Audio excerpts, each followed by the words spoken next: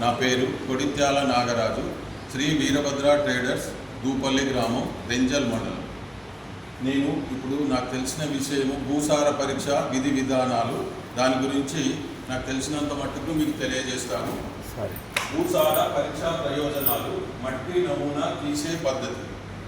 సహజంగా నేలల్లో ఉండే పోషకాలు మనము పైపాటుగా అందించేటువంటి సేంద్రియ ఎరువులు మరియు రసాయనిక ఎరువులలో లభించేటటువంటి పోషకాల ద్వారా మనకు దిగుబడి అనేది వస్తుంది. కానీ పోషకాలు ఏవైతే లోపాలు ఉన్నాయో అవి తెలుసుకోవాలి అని అంటే భూసార పరీక్ష అనేది చేయవలసి వస్తుంది. మరి ఎక్కువ పోషకాలు ఎందులో ఉన్నాయి, తక్కువ ఏమున్నాయి తెలవాలి అని అంటే మనం భూసార పరీక్ష అనేది చేయిస్తే దానివల్ల మనకు దిగుబడి పెరుగుతుంది, ఖర్చులు కూడా తగ్గిపోతాయి. కాబట్టి అది చేసే విధానం ఏ విధంగా అనేది నాకు తెలియజేస్తాను. ఇది మట్టి నమూనా సేకరించేటటువంటి భూమి. మట్టి నమూనా సేకరించాలంటే 1 ఎకరం విస్తీర్ణంలో ఎన్ని దగ్గరలా మనం చేయాలి? 8 నుంచి 10 దగ్గరలా మట్టిని సేకరించవలసి వస్తుంది. అయితే ఇది ఎక్కడెక్కడ సేకరించాలి అని అంటే పొలం గట్టి దగ్గర కానీ, కాలువ గట్టున కానీ, ఎరువు కుప్పల కింద కానీ, చెట్ల నీడన కానీ మట్టిని సేకరించరాదు.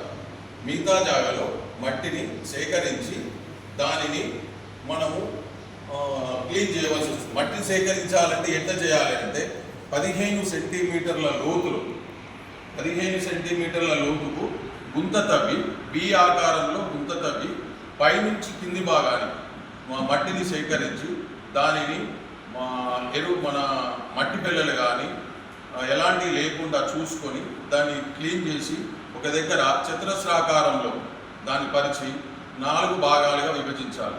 4 భాగాలుగా విభజించిన తర్వాత ఎదురు భాగాలను తీసుకొని దాన్ని ఒక దగ్గర కలిపి మళ్ళీ ఆ విధంగా 1/2 కేజీ అంటే 1/2 కిలో 500 గ్రాములు వచ్చేంత వరకు మట్టిని అలాగే చేస్తూ ఉండాలి.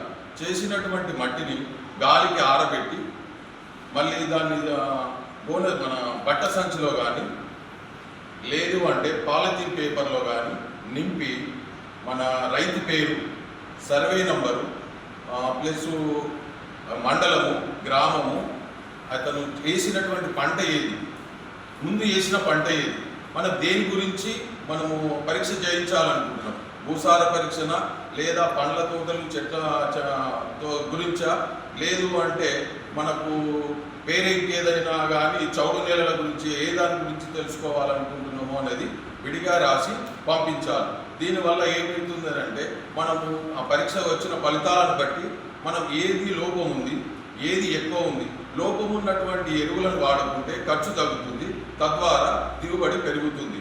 ఇది ప్రతి 2 సంవత్సరాలకు ఒకసారి చేసుకుంటే మంచిది. ఇది భూసార పరీక్ష విధి విధానం.